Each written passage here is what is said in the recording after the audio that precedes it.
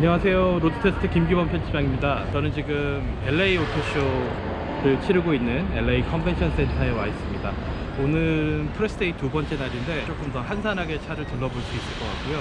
이제 어떤 새로 나온 차들이나 트렌드 중심으로 한번 짚어보는 그런 시간을 갖겠습니다. 잠시 후에 뵙겠습니다.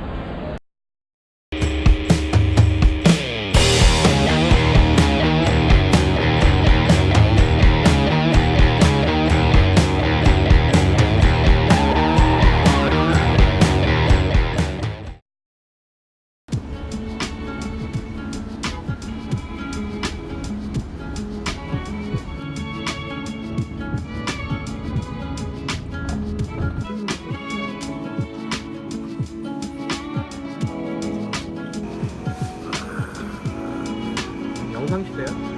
아, 뭔가 찍는 거지?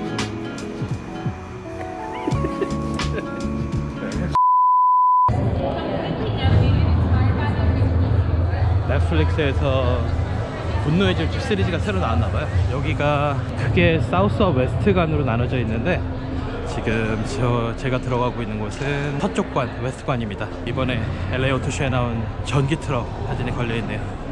옆에는 브렘보 부스가 있고, 뭔 차예요? 파가니가 있네. 파가니. 브렘보 전시장에 파가니가 서 있습니다. 바로 이 차가 포뮬러 2에 출전을 할 포르쉐 경주차입니다. 르망에서 역대 최다 우승을 다 마치고 이제 더 이상 르망 안 해도 된다, 이런 판단을 내리고 빠졌죠. 진짜 멋있네요. 차가 확실히 경쟁이 치열해져야 돼. 99X 일렉트릭. 그리고 여기는 911 RSR. 이 퍼포먼스를 당금질하는 테스트베드가 됐던 경주차죠. 네, 911, 911이 있습니다. 카레라 4S. 최근에 독일에서 그냥 까레라가 나왔었죠. 독일에서 시승을 저도 하고 왔었습니다. 카브리올레가 있고, 까이엔, 그 다음에 얘는 카이엔 쿠페입니다. 뒤가 더 날렵하게 빠졌죠. 아주 멋있습니다. 하이브리드 모델들은 이렇게 형광색, 약간 라임 색깔로 레터링 주변 안쪽에 그 색깔을 넣어서 한눈에 하이브리드라는 사실을 알 수가 있습니다.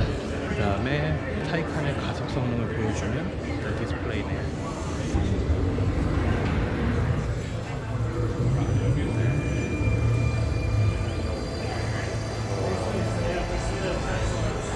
전투기 이륙 발진할 때보다 초반에 빠르다는 사실을 보여주는 디스플레이입니다. 미국의 첫 선을 보인 타이칸입니다. 이 부분을 이제 독일에서 한국인 디자이너 정우성 씨를 만나서 물어봤는데 저게 좀 약간 눈물 흘리는 것 같지 않냐 이랬더니 깜짝 놀라면서 그렇게 인식을 하는 건 상상도 못했다고 얘기를 하네요. 이 차는 이번에 새로 나온 타이칸 4S입니다. 포르쉐는 최근에는 고성능 모델을 먼저 선보이고 나중에 이제 아래급 모델을 선보이면서 라인업을 확장하는 정책을 쓰고 있는데요. 그 전략에 따라서 타이칸 터보와 타이칸 터보 S에 이어서 이번에 타이칸 4S가 미국에서 처음 공개됐습니다.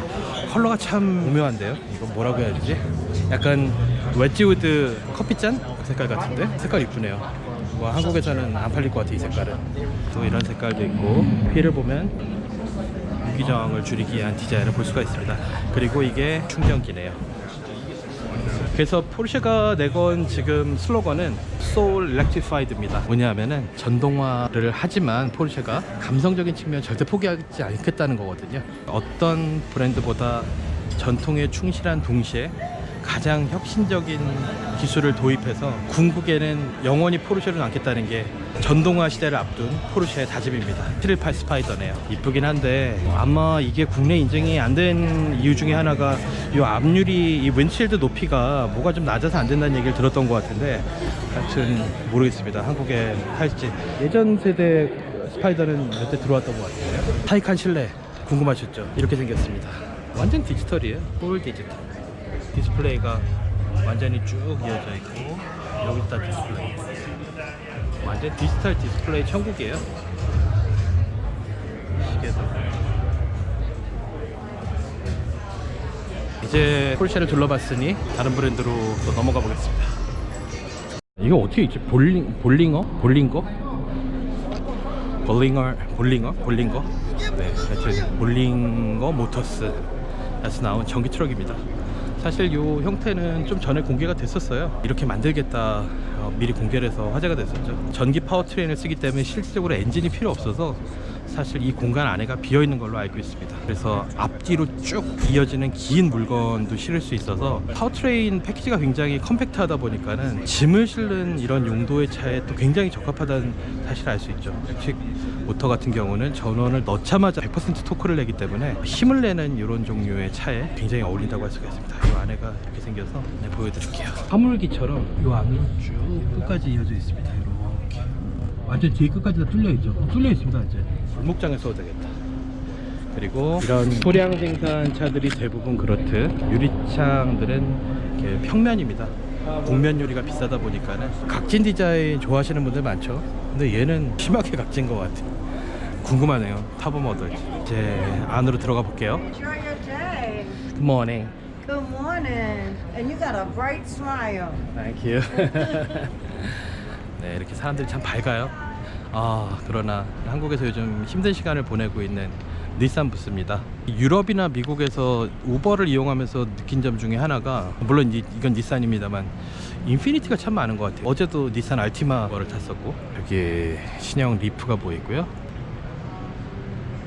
센트라가 이렇게 나왔구나. 디자인이 좀 더 중형 세단스러워졌네.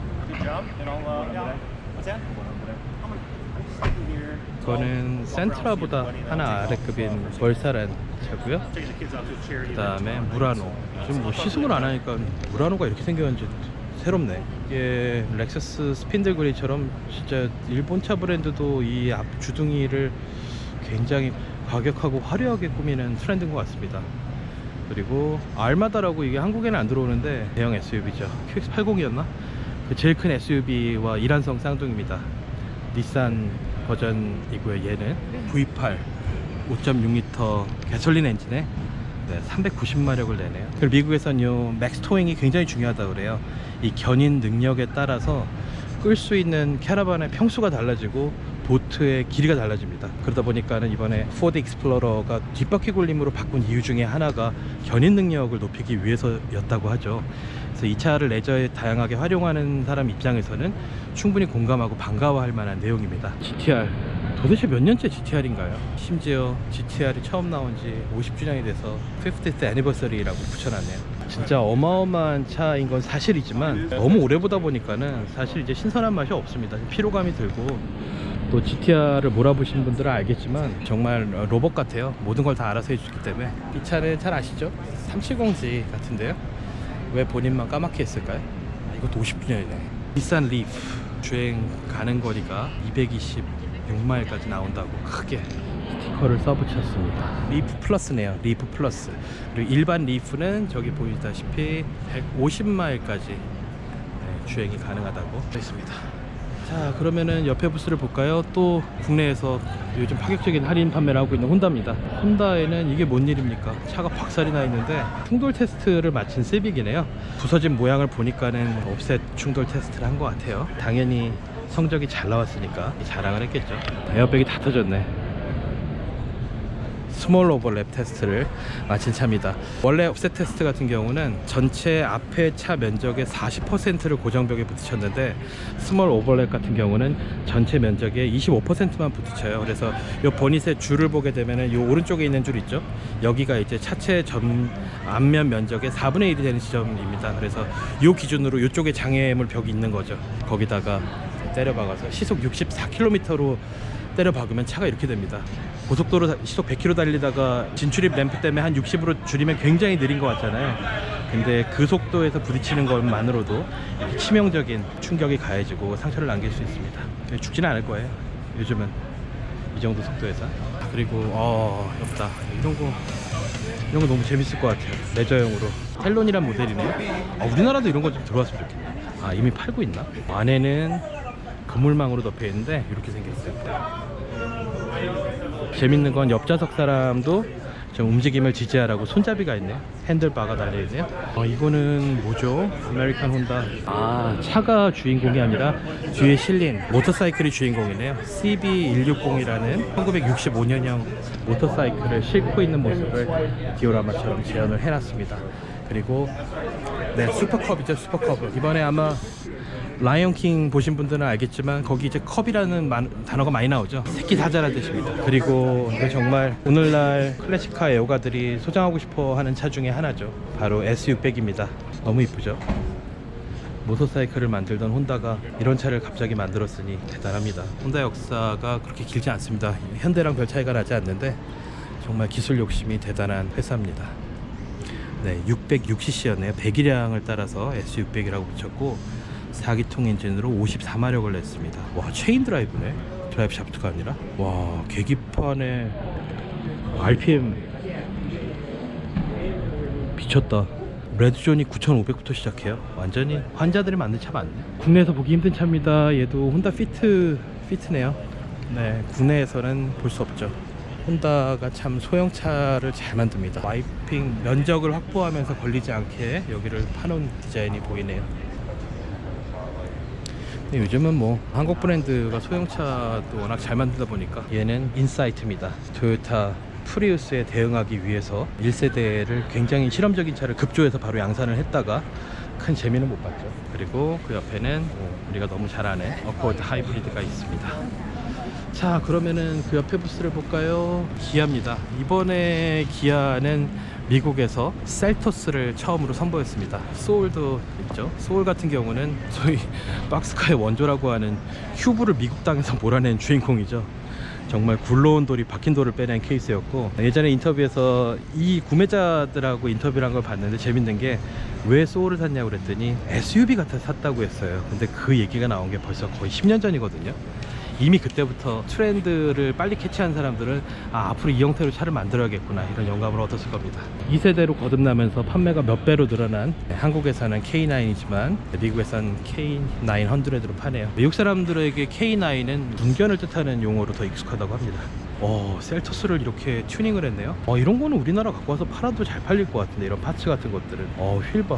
휠 너무 예뻐. 볼까요? 셀토스 X라인 트레일 컨셉트네요. 휠이 이쁘다. 휠이.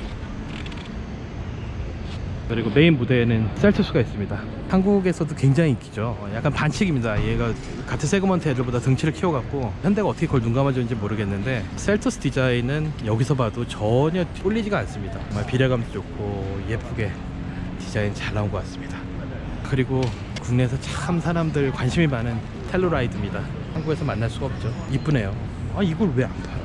자, 여기 바쁜 것 같으니까 스티커 이런 색깔이 있어요? 우리나라에선 안 팔릴 거예요. 아무리 이 색깔이 예뻐도 중고차 팔 때 이런 차도 안 팔리거든요, 사실.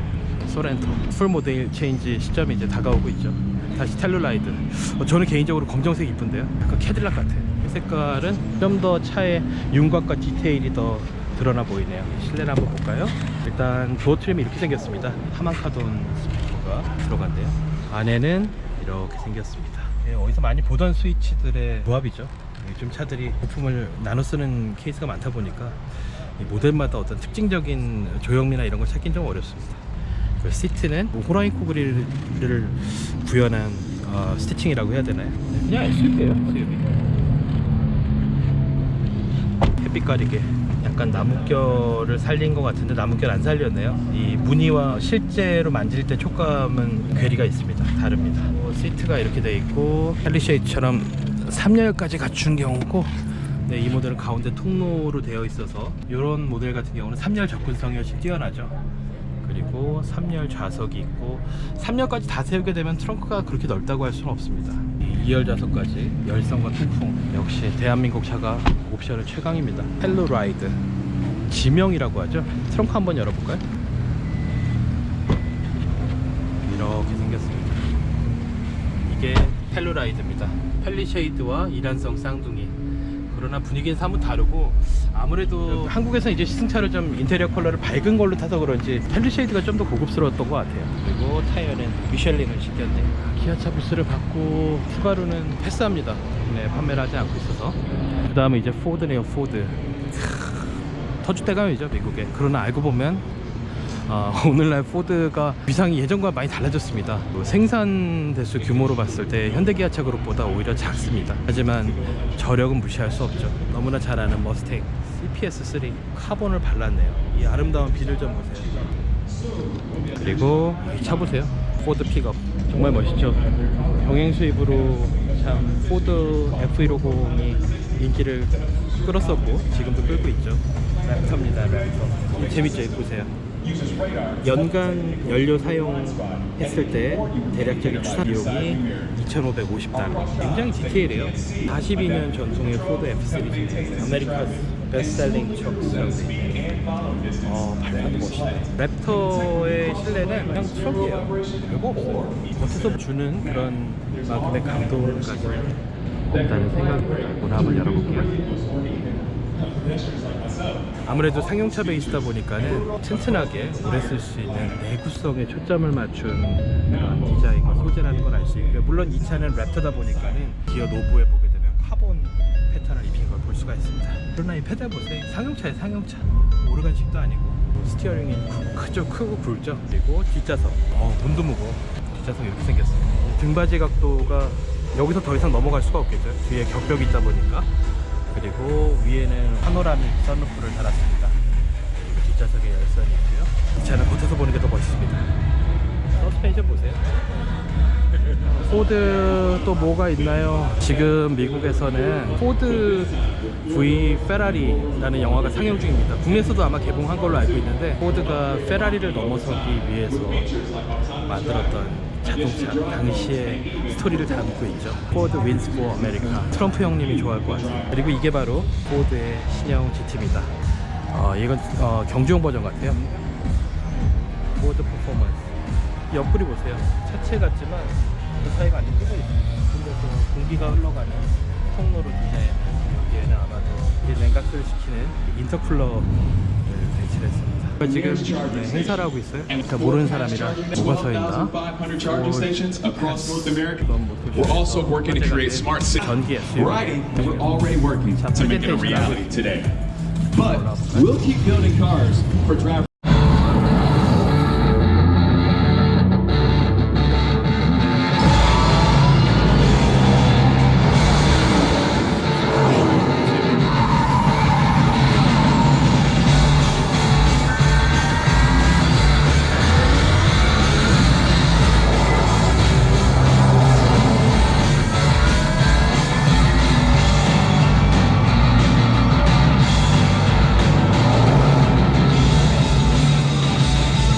The Ford Mustang Mach-E GT is being engineered to deliver the type of performance and handling that you'd expect from this pony. With a target 0 to 60 in the mid-3-second range, it is going to be one of our most exciting vehicles. So ladies and gentlemen, make some noise for the Mach-E. Also, if you'd like to get your hands on the Mach-E, you can actually step right over to our reservation desk and find out how you can put in an order for your own Mach-E. I want to thank you all for visiting us here at Ford, where we're proud of the cars, trucks, and SUVs that we're building today, but more excited about the electrified world that we're helping build for tomorrow. Thank you all and enjoy the rest of the show. 영어 참 잘하네. 마하 2라고 해놨네요. 와, 색깔 봐. 옆에서 보면 까이엔 쿠페 같아. 마하 2 E4X? 이름이 뭐 길어. 디자인이 예쁘다. 일렉트릭하다 보니까는 전면 그릴이 필요 없죠. 완전히 다 막혀있고 밑에 보면은 여닫을 수 있는 플랩이 있습니다. 전기 모터나 인버터나 이런 계통의 부품들도 냉각이 필요하죠. 다만 예전처럼 그릴 정면에 꼭 그 냉각 장치를 위치해야 될 필요는 없어졌습니다. 그러다 보니까는 이제 전기차 디자인은 일반 양산차의 디자인 방정식과는 많이 달라진 게 사실입니다.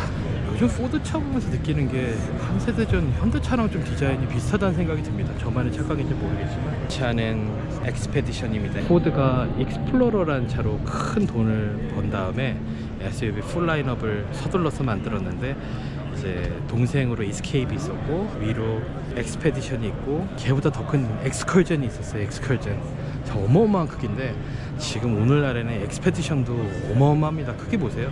이게 관광 렌즈라 잘 감이 안 오시겠지만 정말 길이가 상상을 초월합니다. 6m 넘겠는데요 거의. 그리고 큰형님들 좀 더 볼게요. 포드 F150 트럭도 안에서 여러가지 분류가 나뉘어져 있습니다. 그냥 우리가 한국에서 보는 F150과 좀 다르게 생겼는데 모델명이 똑같네 이렇게 생각할 수 있는데 안에 좀 다양한 분류가 있습니다. 제가 틀렸네요. F250 더 커. 네, F150 위로 F250이 있습니다. 얼굴이 어마어마하게 크죠. 뭐 저는 키가 작은 편이라 옆에 쓰면은 거의 본인 높이가 제 키만 해요. 크기가 엄청납니다. 큰 형님들 어마어마하죠. 와, 얘는 더 크네. 얘도 F250. 사실 픽업 라인은 이번 모토쇼에서 포드보다는 쉐보레가 이번에 모델 체인지를 해서 훨씬 더 볼거리가 많았던 것 같습니다. 이따가 쉐보레에서 또 보겠습니다. 포드 레인저와 관련한 전시물 디스플레이를 만들어 놨네요. 이번에 국내에서 신형 익스플로러 행사 때도 이런 식으로 DP를 해서 좀 보는 즐거움을 줬던 기억이 납니다. 차를 위로 올려놨어. 밑에 보라고. 보라면 봐야지 또. 드라이브 샤프트가 엔진에서부터 뻗어나와서 뒷바퀴로 연결이 되어 있습니다. 앞에서 뒤로 가는 저 커다란 검정색 기둥 보이시죠? 저거를 흔히 우리가 말하는 사다리꼴 프레임입니다. 두 개의 축을 바탕으로 좌우를 연결하는 지지대가 가로로 지나가기 때문에 생선 살 발라낸 것처럼 요 뼈대만 딱 발라놓고 위에서 보면은 사다리를 바닥에 놓은 것 같은 모양이 됩니다. 그래서 이제 사다리꼴 프레임이라고 이야기를 하죠.